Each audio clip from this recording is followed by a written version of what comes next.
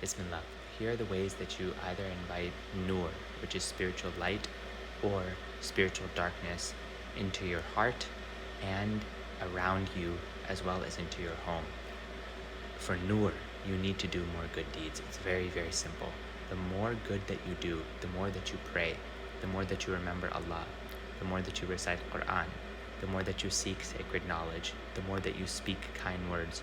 All of these acts, they emanate a form of spiritual light. It's not something that you and I can see.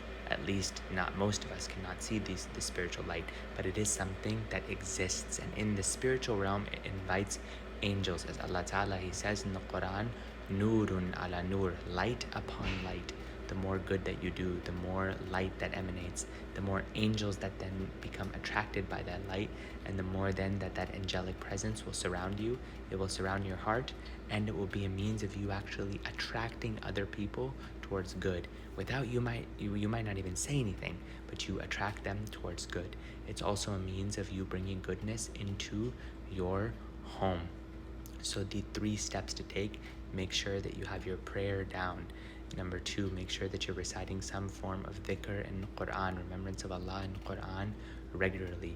Number 3, that learn and make sure that every type of worship that you do, you are doing it with knowledge in mind. And then of course all other forms of obedience, they're going to invite noor.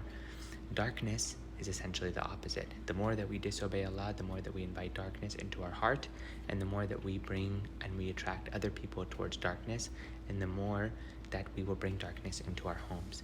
Common forms of inviting darkness and allowing darkness to spread from you. Number 1, speaking bad about people, speaking bad words, lying, anything of the tongue that emanates a form of dark energy that then invites the shayateen and the jinn into your heart and to be around you. Just like with light, angels surround you. With darkness, you have now jinn and shayateen surrounding you.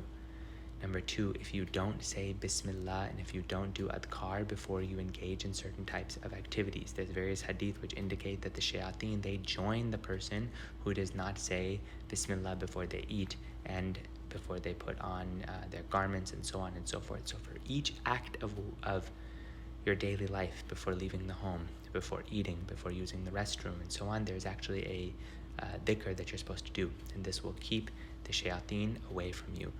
Number 3, any other form of disobedience, usually things that we see with our eyes or we listen to with our ears, inappropriate shows, inappropriate images, inappropriate lyrics, and so on, they invite darkness.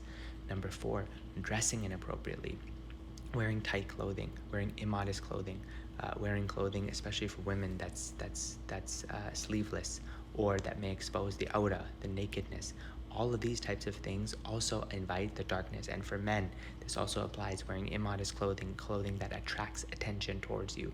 You don't want to do this because you will not just attract the attention of people, but you're actually attracting the attention of the shayateen and the jinn in the spiritual realm. And posting pictures of yourself looking highly attractive, quote unquote, will actually attract darkness and jinn and demons towards you. And so what you want to do is you want to try to obey Allah in the most modest way possible. So stay away from these haram actions and improve the good actions in your life. You will increase your noor, you will decrease the darkness, and you will start to see a major improvement in your heart and in your home.